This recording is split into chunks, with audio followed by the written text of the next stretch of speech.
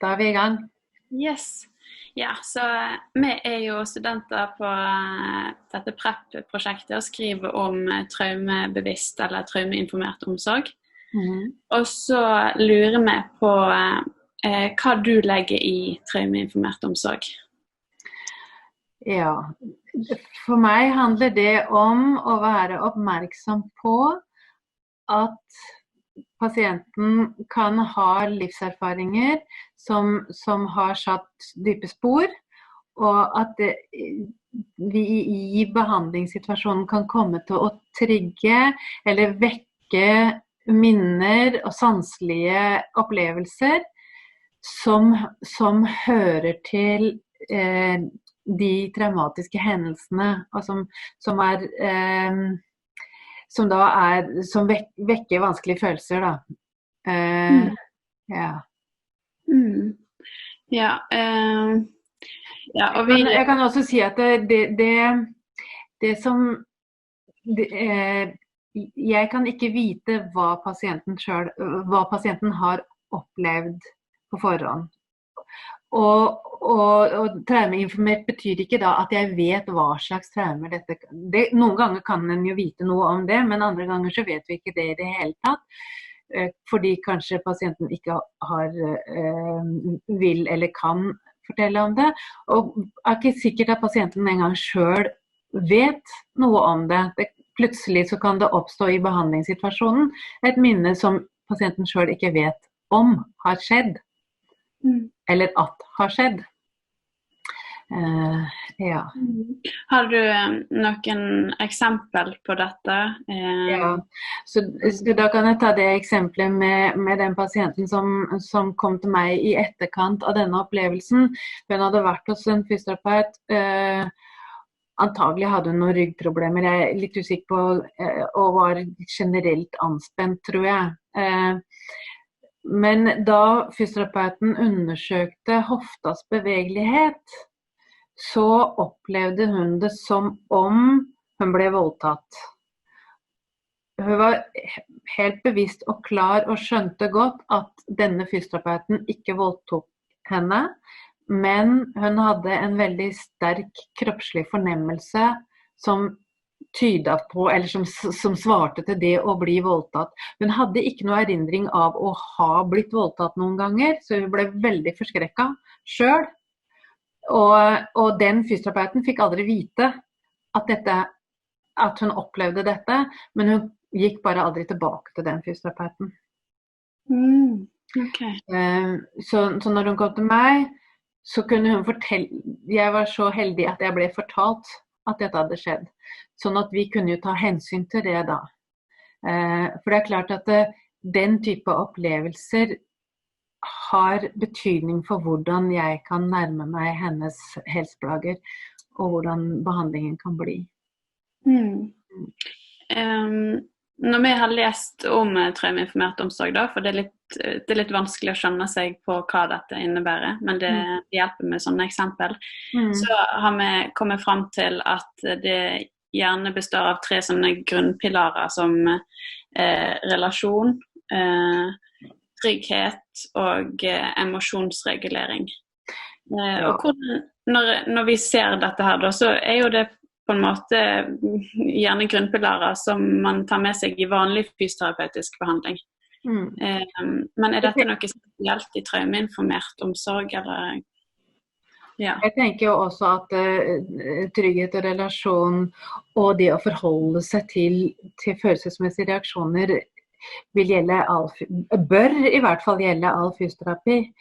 Men det kan hende at for pasienter som har erfart traumatiske opplevelser, så blir det enda mer synlig hvor umulig det er å komme noen vei uten å forholde seg til det.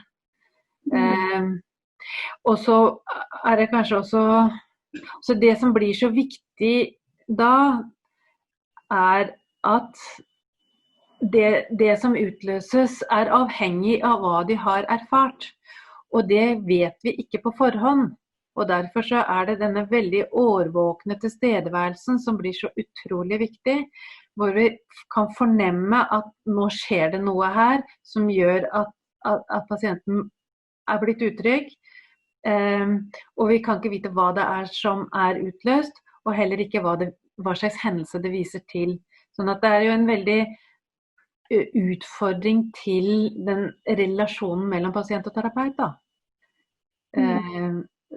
Og det betyr jo også at behandlingen ikke kan følge en plan, fordi vi vet ikke på forhånd hvordan reaksjonene blir.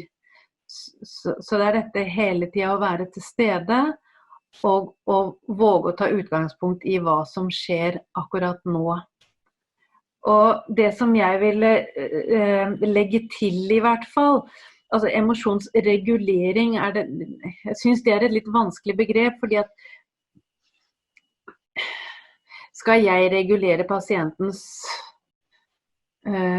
følelser? Altså det er i hvert fall å være årvåken for pasientens følelsesreaksjoner, men det er tidsdimensjonen som jeg synes er kanskje enda viktigere å få fram, fordi at sånn som i det eksempelet som vi nevner, så er det sånn at fortida blander seg inn i nåtida og setter begrensninger for hva pasienten kan klare å få til, eller hvilke endringer som da blir mulig i nåtid, fordi det er styrt av fortida. Og da vil tiltakene være rettet mot å prøve å hjelpe pasienten til å komme ut av fortida. Jeg er egentlig mer opptatt av det enn å regulere følelsene. Men å hjelpe pasienten til å kjenne her og nå-situasjonen. Forskjell for der og da. Og det kan være gjennom å være veldig tydelig på vet du hvem jeg er? Kan du se at dette er mine hender? Hvilke rom er du i? Hvilke dato er det i dag? Hvilke by er du i? Og det kan også være å bruke andre typer sanseinntrykk. Altså hvis det er ubehagelige opplevelser knyttet til svelg for eksempel, så kan det å drikke noe som har en smak som tar vekk den ekle smaken. Det kan være hvis det er noe som er slimete og ekkelt, kan mange oppleve, å få en klut og få vaske seg. Sånn at det gir andre sansestimuli. Eller å gjøre en bevegelse, som et annet eksempel vi har vært inne på tidligere, som ikke vi har snakket om akkurat nå, men hun som ble borte for meg når vi satt ved benken, og hun følte at hun ikke fikk puste, og så kom det fram at hun hadde vært utsatt for et overgrep hvor noen hadde tatt en plastikkpose over hodet, og hun ikke fikk puste. Og det at vi da sammen kunne ta, altså jeg tok en hånd på hver side av hennes hode, og hun tok hendene sammen med meg, og vi kunne sammen løfte den posen av, sånn at hun kunne komme ut av den situasjonen, gjorde at hun kom mer og mer tilbake til nåtid, og tilbake til rommet der vi to var sammen, og der overgriperne ikke var til stede. Så den bevegelsen, og det å gjøre en bevegelse er også en måte å komme ut av der og da skrekken, og inn i et noe tryggere rom da. Det tar jo oss kanskje litt inn på dette med flyktninger. Og da er det litt sånn, prosjektet handler jo om flyktninger da, og har du noe erfaring med det, eller er det mer norske pasienter du har hatt?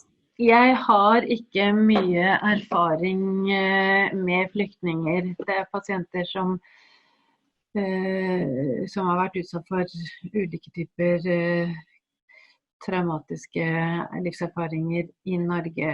Jeg har mest kjennskap til. Ja. Men føler du på en måte at dette med traumeinformert omsorg noe altså, som gjelder også kan gjelde også for flyktninger? Altså vi vet jo at flyktninger har vært, at traumeproblematikk står sentralt i behandling av pasienter med flyktningbakgrunn. Og det forteller alle de fysioterapeutene som har jobbet og jobber med det, og det er mye dokumentasjon knyttet til akkurat det. Så traumeproblematikken er høyst relevant i forhold til flyktningene. Så kan du tenke at flyktninger for det tillegget at de kommer til en helt fremmed kultur som veldig, og at usikkerheten stor i forhold til det. Og da kan jeg vel kanskje minne om at sånn kan det også være for de som har vært utsatt for traumer i Norge og som har vokst opp i det norske samfunnet, fordi at verden kan oppleves bare farlig også for dem, og at sånn som hun med den plastikkposen har sagt, at det behandlingsrommet det eneste trygge rommet, og når hun går ut av det rommet, så går hun inn i en veldig farlig og usikker verden, som som å gå på en fjellskrent, som hun ikke vet om neste skritt bringer henne utfor kanten, eller om hun klarer å holde seg innenfor. Sånn at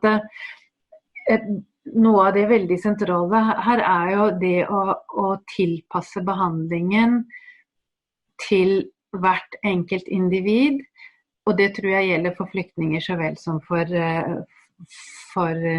ikke-flyktninger. Ja. Så da kan vi vel begynne å runde litt av. Og kan kanskje legge til at det klart at vi må også være oppmerksom på at traumeteori en vestlig teori, og at vi i behandling av flyktninger må også huske at den måten de tyder og tolker og forstår verden på, vil være preget av den kulturen som de kommer fra. Og det setter enda et ekstra krav til oss som terapeuter, at vi stiller oss åpen for og mottagende til den forståelsen som pasienten faktisk har, og hva som deres ressurser, som kanskje ikke det vi så umiddelbart gjenkjenner som ressurser. At vi ikke trer på dem en tilnærming som ikke gir mening for dem. Så det skal vi ikke gjøre med de norske pasientene heller.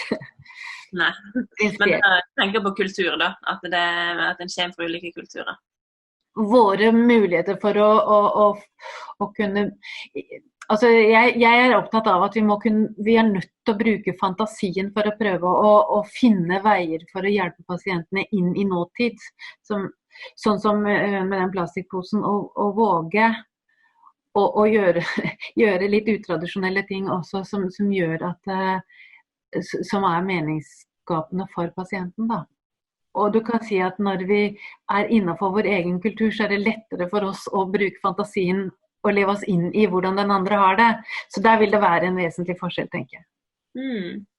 Ja, men veldig spennende å få høre erfaringene dine, og få litt mer klarhet i hva traumeinformert omsorg handler om. Ok. Takk for meg. Det flott at dere interesserer dere for det. Jeg tenker det et viktig tema.